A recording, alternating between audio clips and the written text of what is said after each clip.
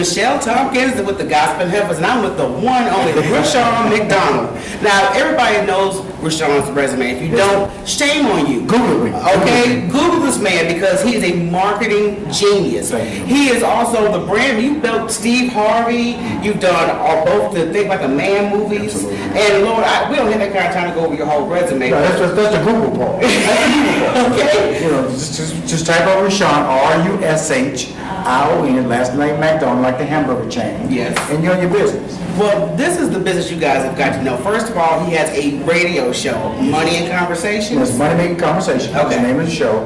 And I started on my Facebook page. And it was really interesting. I was talking to my staff and you have to start from scratch on anything you do.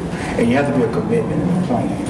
And if you stay committed to it, and I was just talking to the group today about that 40-hour work week. I just wanted to really get into the mindset that that's what your career has to be.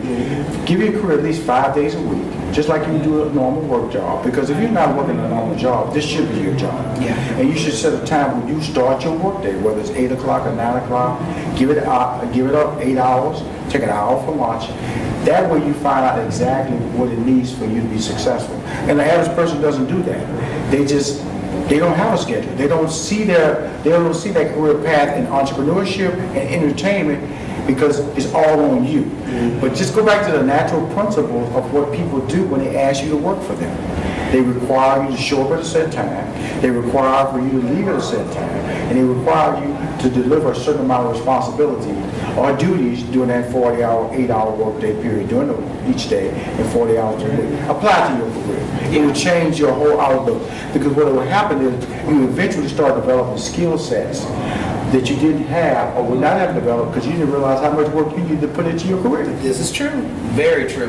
Now, you also recommended a bunch of comedians about, crafting your skill, Yes, ma'am. working your skill. And one gentleman actually asked you, what does it take to become a comedy club owner? And you were 100 with him about that. And people don't realize all the behind the scenes. Can you give them a little peek about that? Well, let me tell you something about being a comedy club owner. First of all, it's hype.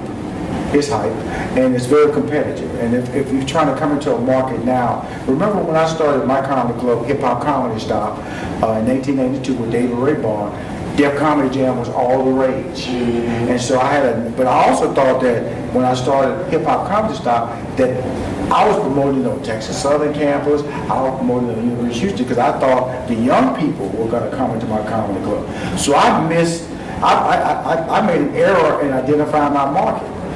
And then I quickly went to Magic 102 and 97.9 The Box, elevated the age group, and the place started selling out. But if you don't have a business plan, listen to me about this, don't have a business plan, then you don't realize your expenses versus your profits. You learn it the hard way because of the fact that every act, every weekend, if you have a set ticket price $10, then guess what? That doesn't mean that act, some weeks, they might want that whole door.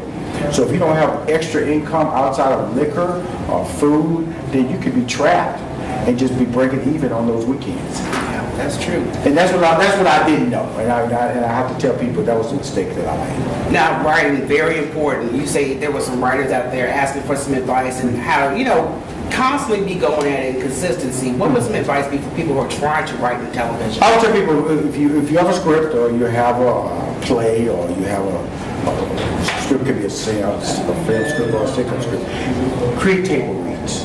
Get local actors, high school actors. Everybody wants to act. Everybody wants to create monologues and get them to read out your work. Then you get a feel for what needs to be adjusted, what needs to be changed. Because that's how every film does it. They always have a table read before they shoot. Every sitcom does, they always have a table read before they shoot so they can work out the kinks of the script. So if you read this quote-unquote brilliant script, at least grab actors on board and cast them to the roles. Don't let your best friend read the role and they messing up your script. Right. Cast it out. Go through the process. That's part of the 40-hour week that I was talking about. Yeah. If you put 40 hours a week into your job, then you will have time to cast your script. Excellent. And set aside time for your table read. And people will believe and they will bring credibility to what you're trying to do. Perfect. Well, Rushion, thank you so much for joining me. Congratulations. First of all, congratulations Thank you. on the Gospel Heifers. I'm very proud of what you guys are doing. Thank you. Continued success. Heard you on J. Anthony Brown show, syndicated show nationally. And just keep winning, okay? Thank you so much. Thank you so much. Okay.